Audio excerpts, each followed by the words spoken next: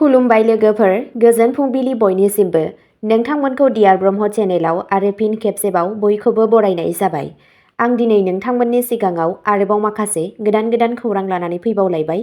आसा खालामो नोंथांमोनहा खौरांखौ खोनासंनानै मोजां मोनगोन। दिनैनि गिबि खौराङावनो दङ क'क्राझार कलेजनि फरायसानि जिउ खहा, गावखौ फोथैनायनि सन्देह खालामदों। आसामनि क'क्राझार सोरखारि फरायसालिमानि सासे फरायसाया 22 फेब्रुआरि खालि बागानसालियाव गावनि भारा न'आव गावनि जिउखौ फोजोबना लादों।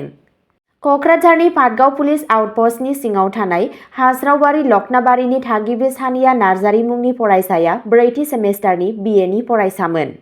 गिबि रिपर्टफोरा फोरमायो दि अजद होनाय बायदियै गावखौ फोथैना लादोंमोन।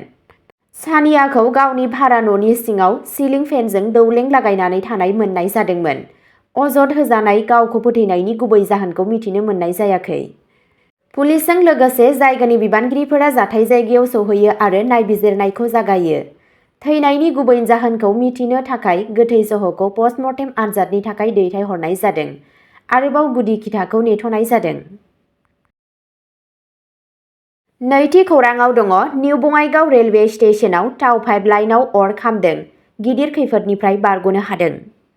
खौरां बिजोंनिफ्राय मिथिनो मोननाय बायदियैब्ला 22 फेब्रुआरियाव निउ बङाइगाव रेलवे स्टेशनाव मोनसे थाव पाइपलाइनआव अर नांदोंमोन, जायनि जाहोनाव हरखाब जेंना सोमजिदों होनना फोरमायनायखौ मिथिनो मोननाय जादों। अर नांनायनि जाहोनखौ मिथिनो मोननाय जायाखै आरो बिबानगिरिफोरा दासिमबो जाथायनि जाहोनफोरखौ थि खालामनो हायाखै। एलार्ट मोननायनि उनाव गंथाम अर खोमोरग्रा गारिफोरखौ गोख्रैनो थावनियाव दैथायहरनाय जादोंमोन। अर खोमोरग्राफोरा अरखौ सामलायनायाव जाफुंसारदोंमोन, जाय आरोबाव खहा जानायखौ होबथादों। अरनि गुबै जाहोनखौ मिथिनो आरो रेलवे बिथायारि सानज'थायनि थाखाय जायखिजाया जाथावना खैफोदफोरखौ बिजिरनो थाखाय नायबिजिरनाया सोलिगासिनो दं। थामथि खौराङाव दङ आनजादनि नंखाय पेपार लिक खौरां फोसावनायनि थाखाय खौरांगिरिखौ हमदों। आनजादनि पेपार लिक जानाय सोमोन्दै नंखाय खौरां फोसावनायनि दायाव मोनसे ससियेल मिडिया नेशनेल पर्टेलनि सासे खौरांगिरिखौ खानाय जादों। दायनिगिरिनि मुङा राजु आहमेद, जायखौ साबुर उद्दिन मुङैबो मिथिनाय जायो, जनगाथा बार्तानि खौरांगिरि। जरुवार सार पाब्लिक हाइ स्कुल आनजाद मिरुआव मोनसे सरासनस्रा सानखान्थिनि पेपार लिक जानाय सोमोन्दै गोरोन्थि खौरां फोसावनायनि उनाव बांदिहाना पुलिसआ बिथांखौ हमनानै लादोंमोन। फरायसालिनि बिबानगिरिफोरजों मोनसे गसर थिसननायनि उनाव बिथांखौ खानाय जादों। बे समावनो धुबरी सोलोंथाइ बिफाना गोबां सेटेलाइट मिडिया चेनेलफोरनि बेरेखायै मोनसे नंखाय दाबि फोसावनायनि थाखाय FIR होदों। बिबानगिरिफोरा खौरांगिरिफोरखौ नाङै गिनायखौ होबथानो थाखाय फोसावनायनि सिगां नंगुबै बाथ्राफोरखौ फोरमान खालामनो खावलायदों। जाथायनि सायाव नायबिजिरनाया सोलिगासिनो दं।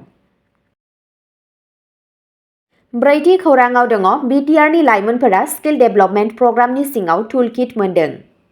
BTRनि लाइमोनफोरखौ गोहो होनाय मोनसे गेदेर आगानाव मानगोनां मावफुं सोद्रोमा श्री विल्सन हासदाया बल्लामगुरि ITIआव सेल्फ इमप्लयड लिंक्ड गुसुं समनि फोरोंथाय हाबाफारिनि बिजाथिफोरनो गोनांथार टुलकिट राननानै होयो। मुलाम्फा मोनग्राफोरनि गेजेराव सा 200 बिनायसाफोर दंमोन, जाय 2023-24 मायथाइनि समाव गाव साख्रि मावनाय टेलरिं, प्लाम्बिं आरो मोब्लिबारि हाबायाव जाफुंसार फोरोंथाय फोजोबदोंमोन।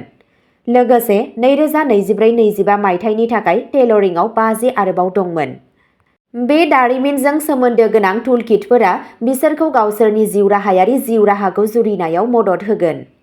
मानगोनां CM श्री प्रमद बर'नि दैदेननायाव बे हाबाफारिया BTRआव गावारि सोनारनाय आरो रांखान्थियारि जौगाथायनि खाबु सोरजिनायनि रादायखौ दिन्थियो।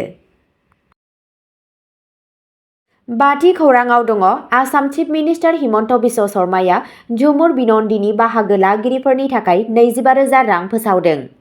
मोनसे गिदिर फोसावनायाव आसाम चिफ मिनिस्टार हिमन्त बिश्व शर्माया फोसावदोंमोन दि झुमुर बिनन्दिनि हारिमुआरि हाबाफारियाव बाहागो लागिरिफोरा 25,000 रां मोनगोन आरो रोंग'साफोरनो 30,000 रां होनाय जागोन।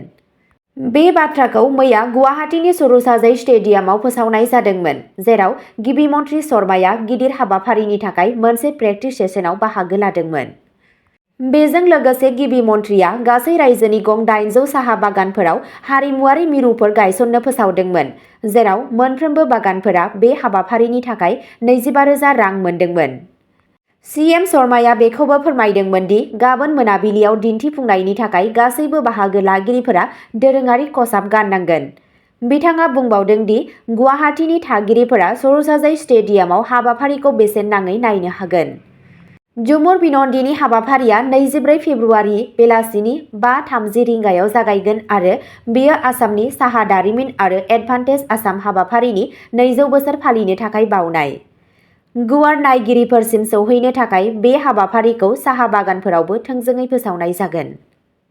बे गिदिर हारिमुआरि हाबाफारियाव सा 5399 आइजो मोसागिरि, सा 2175 हौवा मोसाग्रा आरो सा 2074 देंखोगिरिफोरजों लोगोसे सा 8000 सो दिन्थिफुंगिरिफोर थागोन। आसामनि टि ट्राइब आरो आदिबासि हारिफोरजों दिन्थिफुंजानाय झुमुर मोसानाया खौसेथि सोफादेरनाय आरो हारिमुआरि गोग्गानायखौ दिन्थियो। बे गिदिर हाबाफारिया साहा दारिमिननि थाखायल' मान बावनाय नङा, नाथाय आसाम दारिमिनारि खालामनायनि 200 बोसोरखौबो दिन्थियो। 6थि खौराङाव दङ आसाम चिफ मिनिस्टार हिमन्त बिश्व शर्माया सांसारियाव 250 कौटि रांनि बेभारेज प्लान्ट बेखेवदों। एडभान्टेज आसाम 2.0 नि थाखाय खालि साननैल' दंबावो। गिबि मन्थ्रि हिमन्त बिश्व शर्माया सनिबारखालि सांसारियाव मोनसे गोदानथार लोंग्रा दिहुनग्रा प्लान्ट बेखेवदों। बेयो आसामनि दारिमिनारि जौगानायाव मोनसे गिदिर आगान। 250 कौटि रां थिसननायजों Reliance consumer product limited (RCPL) जों गायसनजानाय केम्पाकल प्लान्टआ बे ओनसोलाव 300 थोंजों साख्रि आरो 1000 सो खेंस्लायै साख्रिनि खाबु सोरजिनायनि मिजिं थिजादों। 6 लाख बर्ग फुटआव गोसारनाय बे सुबिदाया बे ओनसोलनि बयनिख्रुइ देरसिन लोंग्रा दिहुनग्रा इउनिटफोरनि गेजेराव मोनसे। बेहा 10 कौटि लिटारनि बांसिन सफ्ट ड्रिंक्स आरो 18 कौटि लिटार पेकेज गोनां लोंग्रा दैनि गिबि दिहुनथाय गोहो दं। बेखेवनाय हाबाफारियाव बिबुंथि होनानै सीएम शर्माया आसामनि गोख्रै दारिमिनारि दावगानायनि सायाव नोजोर होदोंमोन।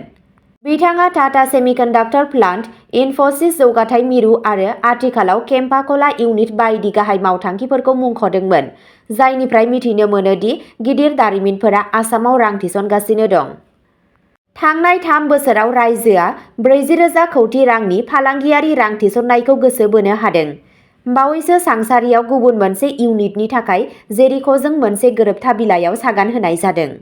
गिबि मन्थ्रिया साख्रि सोरजिनायाव सोरखारनि गोसो होनायनि सायावबो गोसो होदोंमोन।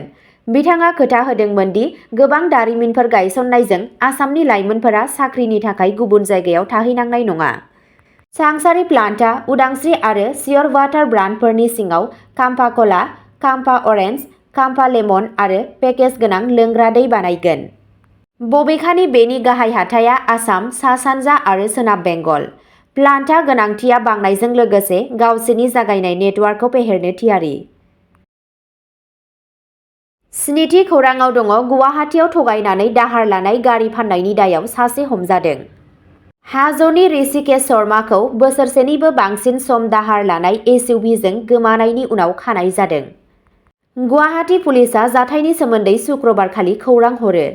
रिपर्टनि बायदिब्ला शर्माया गारिखौ 15 साननि थाखाय दाहाराव लादोंमोन। बेनि रैखाथियै फैफिन्नायनि खोथा होदोंमोन। बबेखानि बियो गारिजों लोगोसे गोमादोंमोन, बिगोमाखौ दुखुआव खोख्लैदोंमोन। नायबिजिरनायाव उनाव मिथिनो मोनो दि बिथाङा थाखोमानायनि सिगां आयेन बेरेखायै एसइउभिखौ 7 लाख राङाव फानदोंमोन। बे केसआव जाफुंसार नुनो मोनदोंमोन जेब्ला नुनमाथि पुलिस थानानि मोनसे हानजाया गुवाहाटीनि नारिकल बस्तियाव गोमानाय गारिखौ नागिरना दिहुनदोंमोन। बिबानगिरिफोरजों गोख्रै राहा लानायनि जाहोनाव एसइउभिखौ बोखांनो हादोंमोन आरो शर्माखौ खानाय जादोंमोन, जायजों बिथांनि गोलाव खारखोमानायआ जोबदोंमोन।